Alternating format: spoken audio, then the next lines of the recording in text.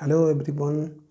তোমরা প্রত্যেকে একটা বিষয় ভালো করে জানো যে কোনো কম্পিটিটিভ এক্সামিনেশনে যদি তোমাদেরকে সঠিকভাবে উত্তীর্ণ হতে হয় এবং সেখানে যদি ইন্টারভিউ প্রসেস থেকে থাকে, সেটা কোনো প্রাইভেট জব হোক বা কোনো সরকারি, তো সেখানে তোমাদের এই ইন্টারভিউটা কিন্তু একটা গুরুত্বপূর্ণ রোল প্লে করে। এবং আমরা যদি দেখে নিই যে শুধুমাত্র টিচিং পোস্টের ক্ষেত্রেই যদি আমরা ইন্টারভিউটাকে দেখি, তাহলে এখানে কিন্তু দুটো পার্টে ভাগ করা রয়েছে। একটা হচ্ছে ভাইভা, একটা হচ্ছে অ্যাপটিটিউড টেস্ট। আজকের এই ক্লাসটাতে আমরা মেনলি জানব যে অ্যাপটিটিউড টেস্ট আসলে কি।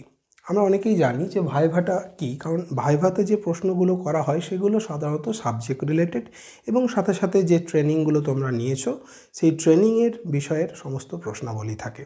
কিন্তু অ্যাপটিটিউড টেস্ট সম্পর্কে আমাদের অনেকেরই ধারণাটা স্বচ্ছ নয় যে আসলে অ্যাপটিটিউড টেস্ট কি, এটার জন্য কি কি প্রশ্ন করা হতে পারে, কিভাবে একটা ক্যান্ডিডেটকে এর জন্য এক্সামিন করা হয়, বা আমরা কিভাবে এর জন্য প্রিপারেশন নেব যাতে এই পার্টটা, পার্টিকুলারলি এই পার্টটাকে আমরা ক্যাপচার করে যেতে পারি। চলো আজকে মেনলি এই টপিকটার উপরেই আমরা কিন্তু ইন ডিটেল ডিসকাশন করব। অ্যাপটিটিউড টেস্টের কিন্তু আরও একটা নাম রয়েছে, সেই নামটা হচ্ছে কিন্তু পার্সোনালিটি টেস্ট। কি বললাম? Personality test. অর্থাৎ একটা ব্যক্তি যে কাজটি করতে যাচ্ছে সেই কাজটির উপযুক্ত কিনা বা সেই কাজটি সম্পর্কে তার ইনেট উইজডম বা ইনেট টেন্ডেন্সি কতটা রয়েছে সেটাকে চেক করা হয় এই অ্যাপটিটিউড টেস্টের মাধ্যমে।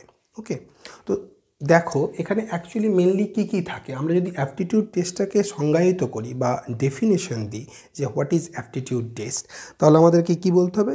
It is actually an examination to determine the innate wisdom or innate tendency of a candidate according to the field in which he or she applied. অর্থাৎ তোমাদেরকে মনে রাখতে হবে যে এটা আসলে যে ক্যান্ডিডেট যে পোস্টের জন্য অ্যাপ্লাই করছে তার জন্য সে মানসিকভাবে কতটা প্রস্তুত।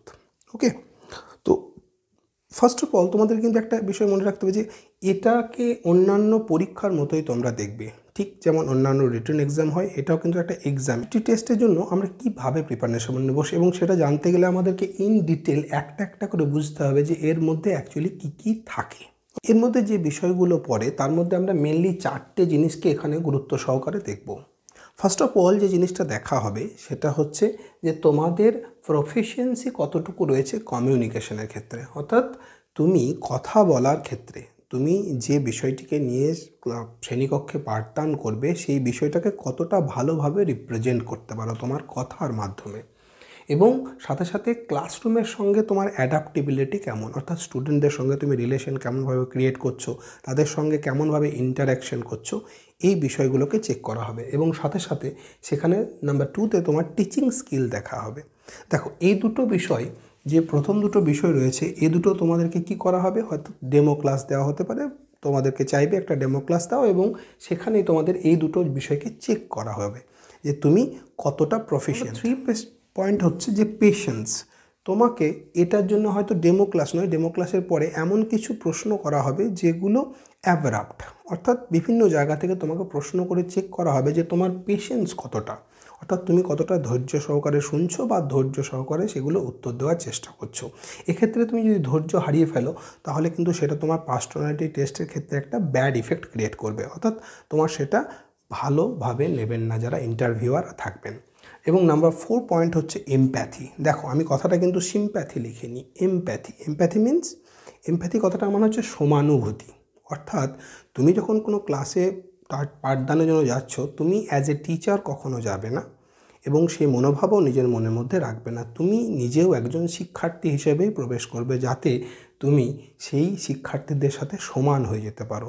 যদি তুমি একটা ছোট ছেলেকে পড়াচ্ছ, তখন তার মতো করে তাকে পড়াতে হবে।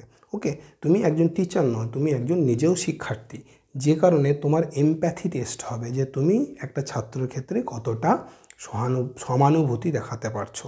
ওকে, আশা করি বোঝাতে পারলাম যে কী কী তোমাদেরকে টেস্ট করা হয়। এবার প্রশ্ন হচ্ছে আমরা এগুলো কিভাবে নিজেদের বাড়িতে প্রিপারেশন। এই দুটোর ক্ষেত্রে তোমরা কি করবে, তোমরা বাড়িতে পড়ানোর প্রসেস চালু করবে। অর্থাৎ যদি বাড়িতে কোনো ছাত্রছাত্রী পাও বা নিজের বাড়িতে কাউকে যদি নিয়ে না থাকে তো নিজে আয়নার সামনে নিজে পড়ানোর চেষ্টা করবে এবং বোঝার চেষ্টা করবে যে তোমার পড়ানোটা তোমার নিজের কেমন লাগছে। প্রয়োজনে তোমরা চাইলে একটা ভিডিও করতে পারো এবং সেই ভিডিওটাকে বারবার দেখবে যে তোমার ভুল ত্রুটিটা কোথায় হচ্ছে।